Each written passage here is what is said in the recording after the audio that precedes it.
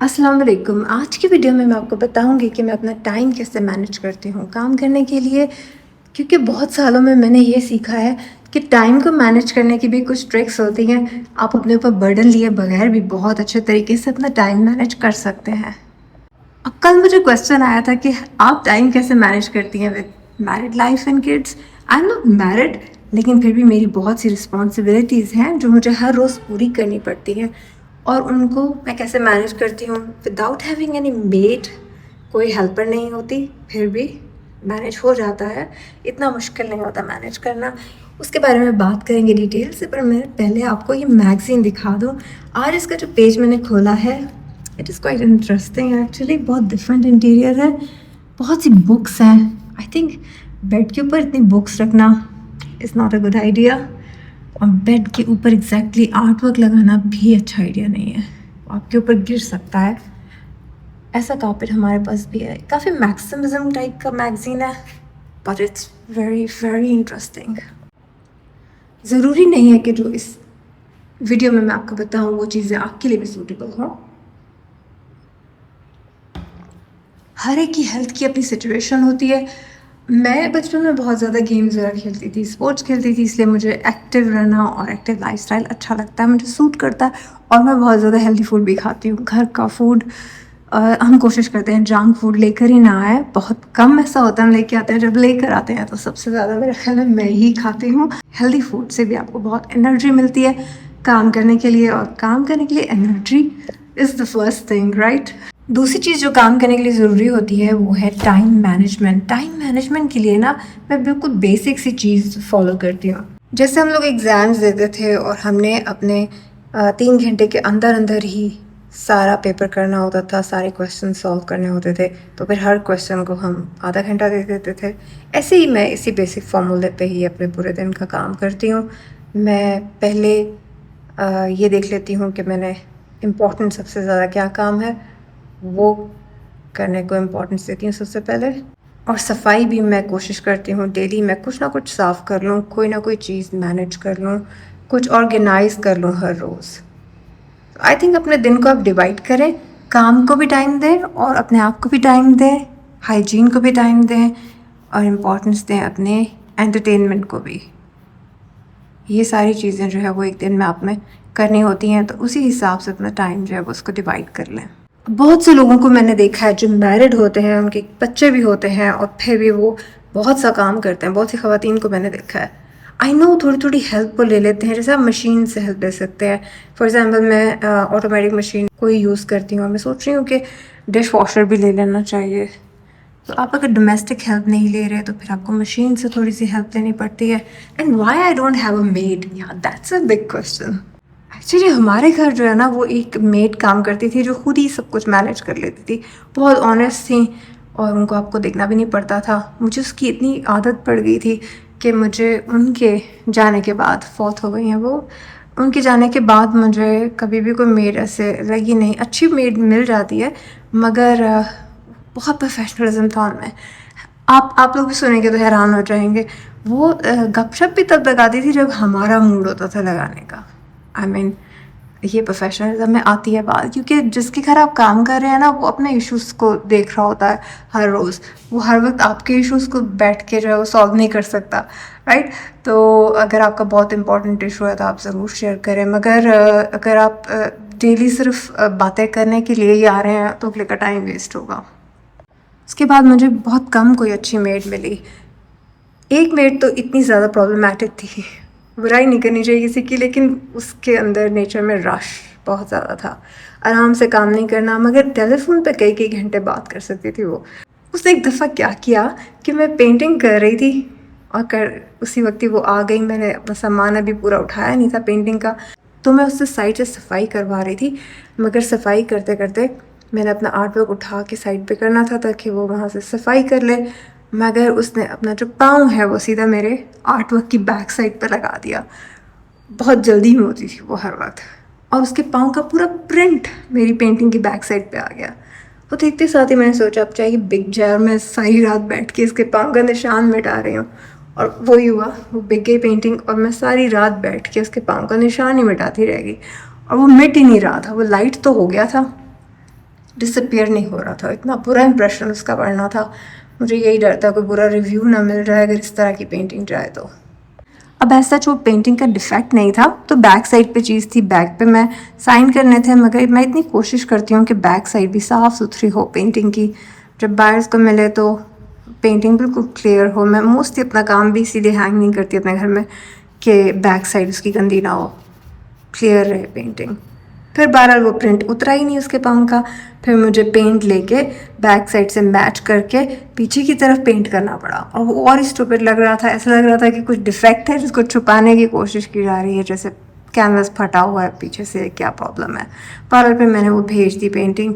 फिर जब कोविड आया और हमारे पास कोई मेड ही नहीं थी, तब मुझे आइडिया हुआ कि कितना आराम रहता है अगर आप खुद अपना काम करते हैं। एक तो आपको अपनी गुमी हुई चीज़ें मिलना शुरू हो जाती हैं, दूसरा ये कि आप एक्टिव लाइफस्टाइल गुजारते हैं। कुछ भी हो आपको अपना आसपास साफ तो करना ही पड़ता है ना, तो फिर आपका बहुत ज़्यादा एक्टिव दिन गुजरता है। उसकी वजह से आपको एक्सरसाइज भी नहीं करनी पड़ती, क्योंकि सफाई ही आपकी एक्सरसाइज हो जाती है। हाँ, मैंने ये किया हुआ है कि मैं एक बड़ा सा इंडस्ट्रियल टाइप का मॉप लेके आई हुई हूँ, और उससे बहुत ईजी हो जाता है काम करना।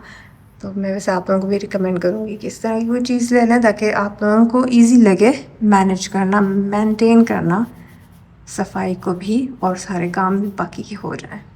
आज सुबह ही मैंने अपने कमरे की सफाई करते हुए इसकी तस्वीर ली थी, और ये बहुत ही हैंडी डैंडी रहता है और बिल्कुल भी एक्सपेंसिव नहीं है।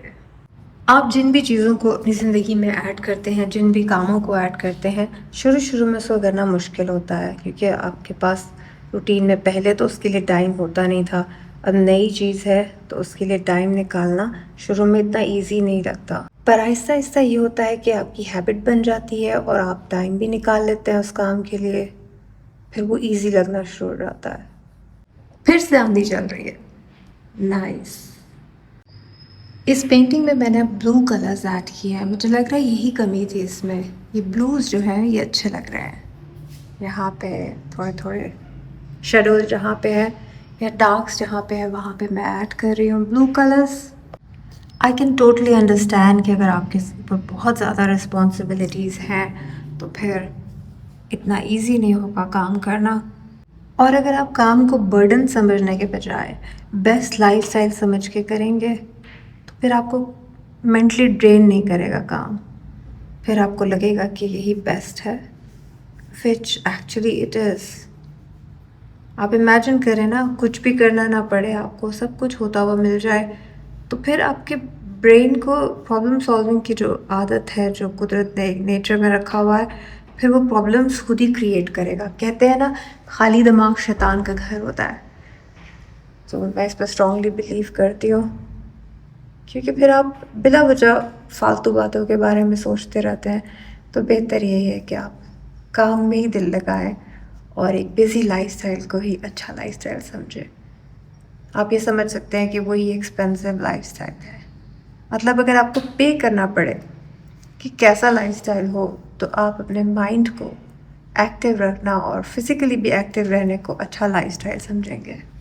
और अपने दिमाग को जब आप नए नए चैलेंजेस देते हैं, ऐसे गोल्स देते हैं जिनको अचीव करना इजी नहीं होता, तो उसके बाद आप फॉर सम रीज़न आपका पूरा जो मेटाबॉलिज्म है वो बहुत ज़्यादा एक्टिव हो जाता है, and it is a healthy lifestyle I believe.